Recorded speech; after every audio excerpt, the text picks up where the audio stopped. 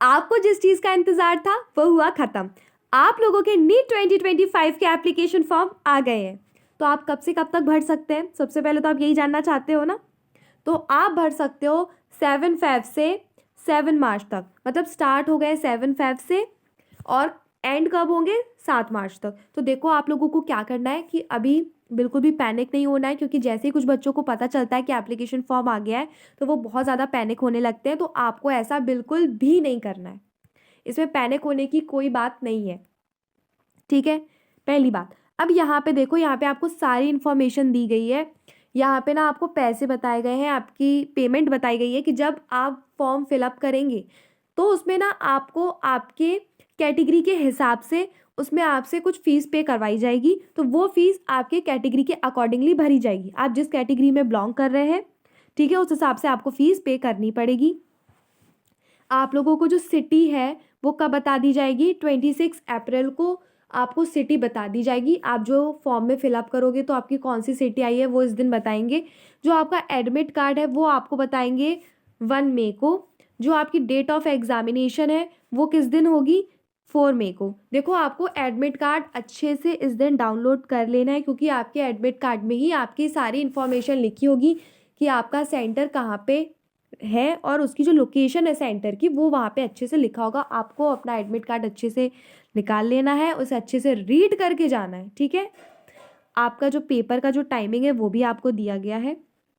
आपका जो ड्यूरेशन है वो कब तक का है? आपको सिर्फ 3 घंटे मिलेंगे। 3 घंटे यानी कि 180 मिनट मिलेंगे, जो कि आपको एनटीए ने पहले ही बता दिया था कि जो आपके क्वेश्चंस होंगे वो कितने क्वेश्चंस होंगे। आपको 180 क्वेश्चंस मिलेंगे, जो कि आपको 180 टाइम में करना है। अब आपके पास कोई भी चॉइस नहीं है कि आप कोई क्वेश्चन छोड़ दो और कोई कर लो, जैसे सेक्शन बी में पहले होता था, ऐसा कुछ भी नहीं है। अब सेक्शन बी भी नहीं है और जो आपको पहले एक्स्ट्रा क्वेश्चन मिलते थे अब वो भी नहीं है। सिर्फ 180 क्वेश्चंस 180 मिनट्स में।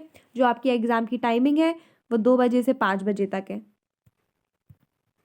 ठीक है? आपको टाइमिंग समझ में आ गई कि कहाँ पर कैसी है? फिर से मैं बता रही हूँ कि आप लोगों को फॉर्म कब से कब तक फिल कर सकते हो? 7 फरवरी से भर सकते हो 7 मार्च तक, ठीक है? अपने हिसाब से कैटेगरी के हिसाब से आपको पैसे भरने होंगे, फ़ीस पे करनी होती है।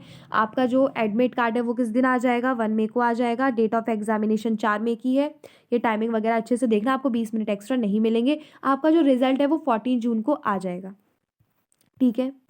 आप लोगों का जो पेपर होगा वो ऑनलाइन मोड में होगा। अगर आपसे कोई बोल रहा है कि ऑफलाइन मोड में होगा तो वो गलत बोल रहा है, क्योंकि एनटीए ने साफ बता दिया कि ऑनलाइन मोड पे ही पेपर होगा, ठीक है? उसके बाद आप जो अपना मोबाइल नंबर देंगे और जो अपनी ईमेल आईडी और मोबाइल नंबर देंगे, जो ईमेल और मोबाइल नंबर देंगे वो आपका एक्टिव होना चाहिए, सही होना चाहिए। ऐसा नहीं हो कि वो बंद पड़ा हो बहुत सालों से, उसमें कुछ भी ईमेल वगैरह नहीं आ सकता। आपको उसको अच्छे से रखना है ताकि वो एक्टिव फॉर्म में हो, तो आपकी सारी इन्फॉर्मेशन वगैरह आपके मोबाइल पे आ जाए, ठीक है? तो इन सब चीज़ों का आपको बहुत अच्छे से ध्यान रखना है। आपको जो अपनी फ़ोटोज़ वगैरह जो लगानी होती है ना, उनका साइज़ अच्छे से रखना। जो आपकी पासपोर्ट साइज़ फ़ोटो है उसको आपको क्या करना है कि अभी करंटली उसको खिंचवाना है और फिर वो वाली आपको उसमें लगाना है, ठीक है? समझ रहे हो ना मैं क्या बोल रही हूँ? ये बताया गया है कि जो कैंडिडेट्स हैं उनको ये passport size photo, colour photo होनी चाहिए। देखो आप अपनी कलर फ़ोटो लगा सकते हो, आपका बैकग्राउंड लेकिन पीछे का वाइट होना चाहिए। ये चीज़ आपको पता होना चाहिए कि आपका बैकग्राउंड वाइट होना चाहिए, पासपोर्ट साइज़ फ़ोटो होना चाहिए, कलर फ़ोटो होना चाहिए, वाइट बैकग्राउंड होना चाहिए। और जो फ़ोटो है वो आपकी कैसे ऑनलाइन अपलोड की जाएगी एप्लीकेशन फॉर्म में, ठीक है? वही ना आप काउंसलिंग और जब आपकी एडमिशन प्रोसेस होगी ना, तो जो फ़ोटो आपने अपने एप्लीकेशन फॉर्म में लगाई है वही फ़ोटो आप लेके जाओगे, ठीक है? और इसमें ये भी आपको बताया गया है कि जो आपके एग्ज़ाम्स होते हैं, बाकी के जो एग्ज़ाम्स होते हैं वो भी नीट के थ्रू होते हैं। यस, आप बिल्कुल सही सुन रहे हैं, वो भी नीट के थ्रू होते हैं। यानी कि जो कुछ नर्सिंग वगैरह के एग्ज़ाम्स होते हैं ना वो भी आपके नीट के थ्रू होते हैं। और जैसे कि बीएएमएस, ठीक है? ये सब मतलब इनमें भी आप एडमिशन ले सकते हो। किसके थ्रू ले सकते हो? बीडीएस वगैरह में भी ले सकते हो। तो आप ले सकते हो इन सब में एडमिशन नीट यूजी के थ्रू, ठीक है? तो आप लोगों को अलग से भागने की ज़रूरत नहीं है, इन सब एग्जामिनेशन के लिए इसी के थ्रू हो जाता है।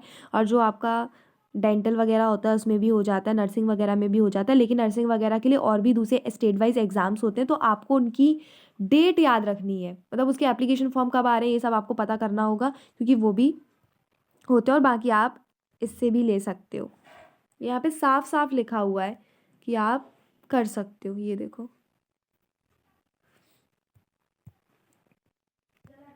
यहाँ पे आपको सिलेबस मिल जाएगा जो आपका न्यू सिलेबस है। देखो आपका जो सिलेबस है ना, जो न्यू सिलेबस है उसी के बेस पे आपका जो एग्ज़ाम होगा वही आएगा, वही सब पेपर में आपसे पूछेंगे। या आपको पैटर्न दिया गया है जो अभी न्यू हिस्सा लाए, क्योंकि 2025 तक क्या होता था कि आपका सेक्शन बी भी होता था। देखो जो बच्चे अब पहली बार दे रहे हैं नीट, उनके लिए थोड़ा सा जानना ये ज़रूरी है कि आपका पेपर पैटर्न क्या होगा। जो बच्चे पहले के वो जानते हैं, बट इस बार थोड़ा चेंज हो गया तो उनको समझ लेना चाहिए कि न्यू पैटर्न क्या है।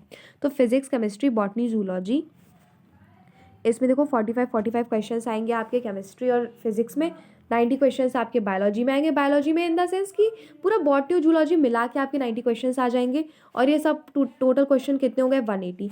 मार्क्स आपको कितने मिलेंगे, 180 360 360 पूरा मिला के मिल रहा है, ठीक है, बायोलॉजी का।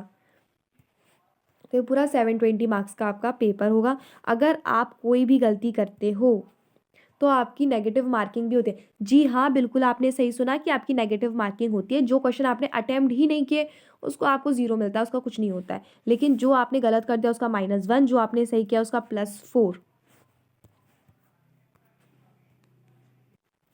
आपको बिल्कुल भी पैनिक होने की कोई ज़रूरत नहीं है। अगर आप लोगों को ये PDF रीड करने के लिए चाहिए तो ये मैंने अपने टेलीग्राम चैनल पर डाल दिए, तो आप लिंक डिस्क्रिप्शन में वहाँ से ज्वाइन करके वहाँ तक पहुँच सकते हो। एक और सबसे इम्पॉर्टेंट बात जो मैं आपको बताना चाहती हूँ, इम्पॉर्टेंट बात ये है कि आप लोगों को अपनी प्रिपरेशन करने में या फिर रिवीजन करने में अगर कोई प्रॉब्लम हो रही है तो मेरे पास 1 पेज शॉर्ट नोट्स हैं, तो ये मैंने अपने टेलीग्राम चैनल पे ये भी डाल दिए हैं, तो आप वहाँ से जाके स्टडी कर सकते हो। जैसे कि ये वाला चैप्टर है एनाटॉमी ऑफ फ्लावरिंग प्लांट्स, ये वाला चैप्टर काफ़ी टफ लगता है आप लोगों को, तो देखो इसमें कैसे नोट्स बना के रखे हैं, तो ये आपको बहुत हेल्प करेंगे आपकी प्रिपरेशन को बूस्ट अप करने में। ये उसका सेकेंड पेज है, ये देखो यहाँ से बहुत सारे क्वेश्चन आते हैं। ये डिफरेंस बिटवीन बहुत इंपॉर्टेंट है। Dicot root, monocot root, dicot leaf, monocot leaf, dicot stem, monocot stem, इस पर काफ़ी बार क्वेश्चन आ चुके हैं। आपका PYQ तो सिर्फ इसी पे भरा हुआ है। तो अगर आपको ये नोट्स चाहिए तो आप मेरे टेलीग्राम चैनल को ज्वाइन कीजिए और वहाँ से ले लीजिए।